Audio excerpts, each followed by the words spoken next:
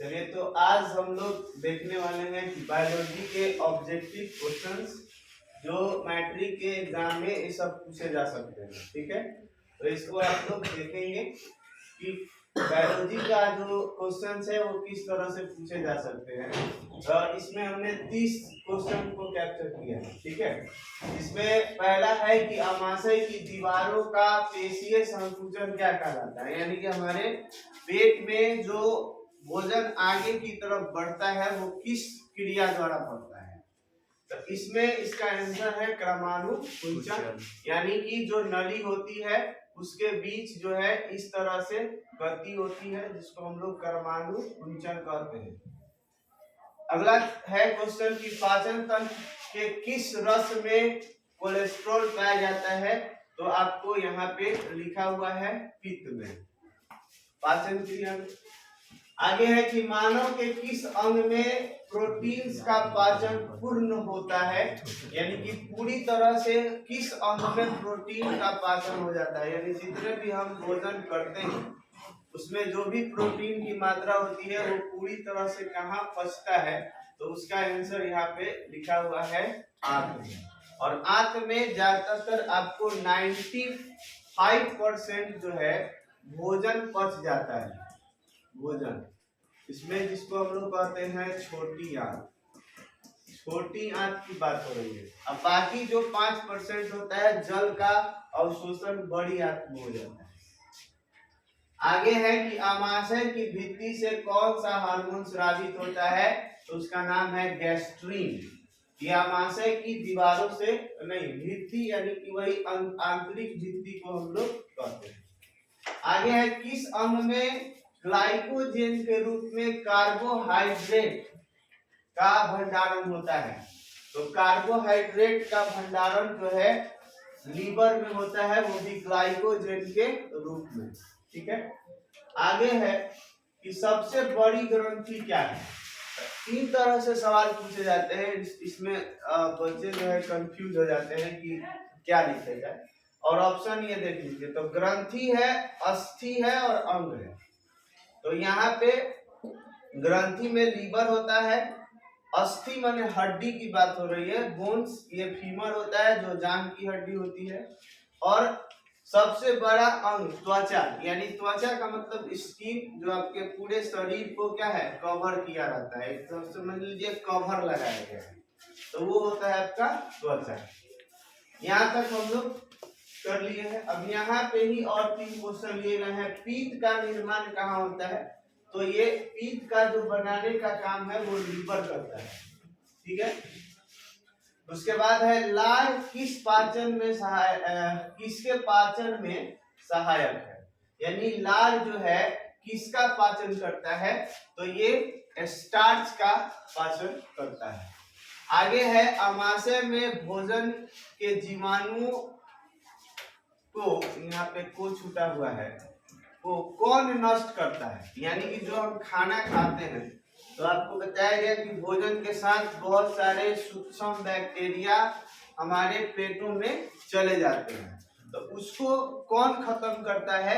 तो उसका यहाँ आंसर है हाइड्रोक्लोरिक एसिड, जो हमारे आमाशय द्वारा रिलीज होता है पेट में, है ना। और जो बैक्टीरिया होते हैं वो उसी को वहीं पे खत्म कर देता है। आगे लिखा है कि क्रेब्स चक्र की क्रिया किस कोशिकांग में होती है, यानी आपको बताया गया था कि कोशिकांग का मतलब कोशिका के अंदर पाए जाने वाले अंग, जैसे ये केंद्रक है, माइटोकॉन्ड्रिया है, गोल्गी बॉडी है, वैक्यूल्स है, सेंट्रोसोम है ना, रेटिकुलम है, राइबोसोम है, लाइसोसोम है। इस तरह से जो है ना ये कोशिकांग है। तो कोशिकांग में पूछ रहा है कि किसमें क्रेब्स चक्र होता है, यानी ऊर्जा का निर्माण, एटीपी का निर्माण किसमें होता है। तो इसका आंसर यहाँ पे लिखा है माइटोकॉन्ड्रिया में। ये सभी है कोशिकांग। आगे है छोटी आंत का कार्य, यानी छोटी आंत का क्या कार्य।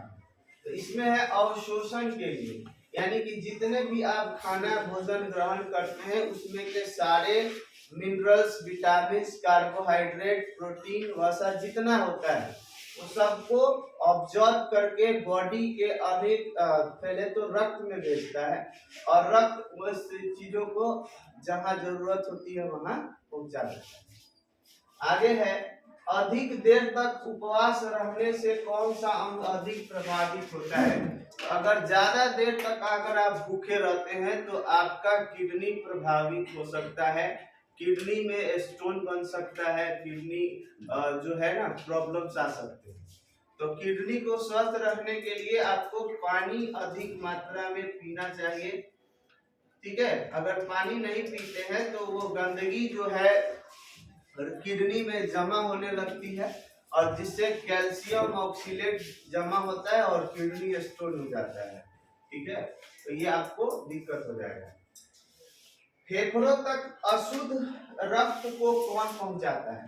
अशुद्ध रक्त मतलब हमारे आपको बताया गया था, हार्ट में पहले ब्लड आता है, अलिंग में जो उसको बोलते हैं महाशिरा जाता है, फिर जाता है नीलय में, और नीलय धक्का देता है तो फेफड़ा में जाता है, तो फेफड़ा में जाता है तो उसको बोलते हैं फुफ्फुस धमनी, और शुद्धिकरण होता है। शुद्धिकरण के बाद फिर वापस आता है तो उसको बोलते हैं फुफ्फुस शिरा, जो आगे आपको बताया गया।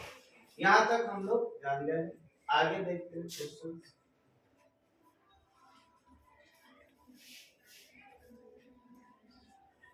अभी बाकी चलिए, तो अब आगे हम लोग आ गए हैं किण्वन क्रिया का प्रयोग कहाँ किया जाता है? तो किण्वन क्रिया द्वारा ही दही जमता है, शराब में भी इसका इस्तेमाल किया जाता है। शराब बनाने के प्रोसेस में इडली डोसा जो खाते हैं हम लोग, जलेबी भी में भी इसका इस्तेमाल होता है। बियर, बेकरी उद्योग मतलब क्या? बिस्किट बनाने वाली कंपनियां, बेकरी उद्योग मतलब जितना बिस्कुट खाते हैं आप उसको बेकरी उद्योग में जानते हैं। केक, ये सभी इसी में आ जाते हैं। ठीक है, तो इसमें किण्वन क्रिया द्वारा यानी आटे को कुछ देर तक सड़ाया जाता है और तब जाके वो फूलता है। उसमें कार्बन डाइऑक्साइड CO2 की मात्रा बनती है, जिसे आप देखते हैं ना पावरोटी में छेद छेद जैसा दिखता है, वो एक कार्बन डाइऑक्साइड गैस बनने से वो अंदर क्या होता है, छेद छेद छेद छेद हो जाता है। उसका मेन कारण है कार्बन डाइऑक्साइड गैस, जो खाबर सोडा मिलाते हैं ना उससे वो गैस उत्पन्न होता है। आगे लिखा है कि इंसुलिन में कौन सी धातु पाई जाती है? इंसुलिन में जस्ता पाया जाता है।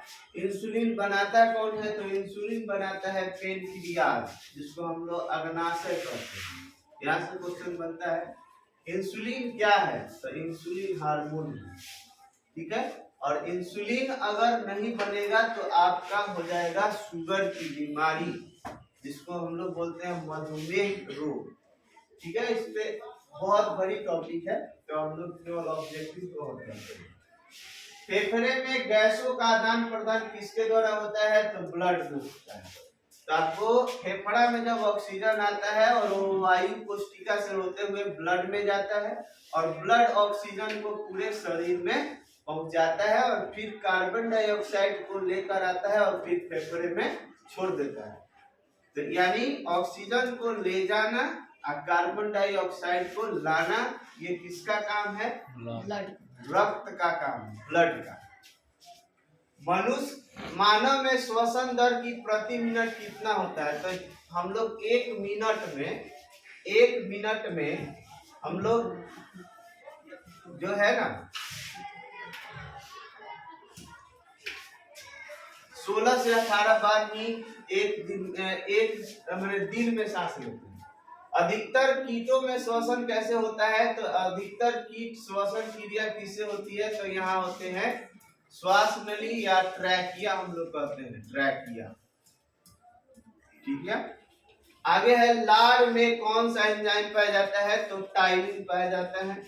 सर्वाधिक कार्बन डाइऑक्साइड का परिवहन किस रूप में होता है? तो बाइकार्बोनेट के रूप में होता है।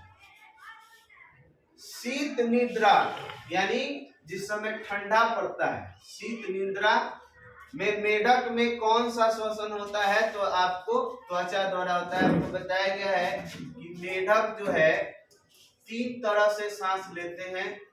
एक गलफड़ा से भी लेते हैं,